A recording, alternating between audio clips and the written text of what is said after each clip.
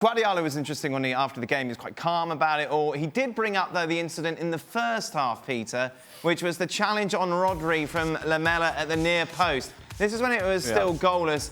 And he brought up the question as to, well, maybe the VAR people were having a coffee when this was going on. What's your take on it? Yeah, I don't think they was having a coffee. It might have been some kind of... I don't think he was being serious. Well, I hope he wasn't. But, you know, we had this situation, if you remember, in the World Cup in 2018, when the early games, we could see lots of pulling and grabbing in the penalty area, not being detected or not being given by VAR, because FIFA had set their bar quite high for the intervention of VAR. The Premier League have done exactly the same. They've set their bar really high for the VAR to intervene with an on-field situation. But, as we saw in the World Cup in 2018, FIFA then changed their attitude when we saw, especially against England, the Harry Kane incidents in those early rounds, and they changed their style.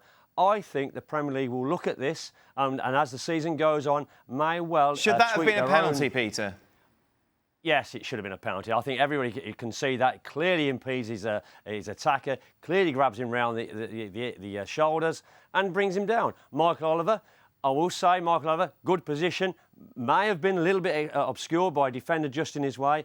That's immaterial when you think about it with VAR being in the booth. But for me, a penalty kick should have been given. And for me, I think the Premier League will begin to look at these situations as the season progresses. What have you made of it, Pete? The reaction in the UK to the introduction of VAR. You, of course, were part of MLS when all that was happening. It's like people have never seen it before.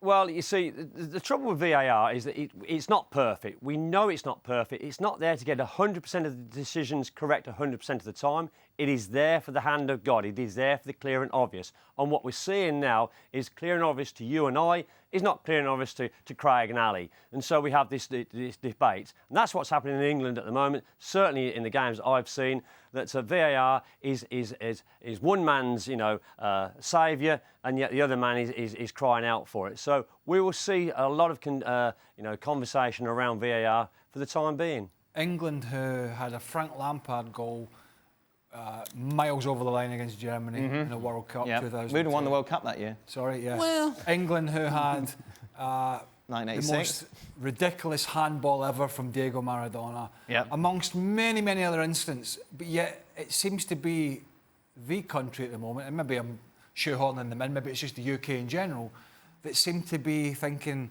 we don't want this, it's spoiling the game. And guess what? It's not going anywhere. No, it's not going away. It's here, and it's here to stay. Might as well embrace it, enjoy it, have fun with it, and make sure that the calls are right. Well, thank you very much for watching ESPN on YouTube. For more sports highlights and analysis, be sure to download the ESPN app. And for live streaming, premium content, and let's not forget as well, ESPNFC 7 days a week. Subscribe to ESPN+.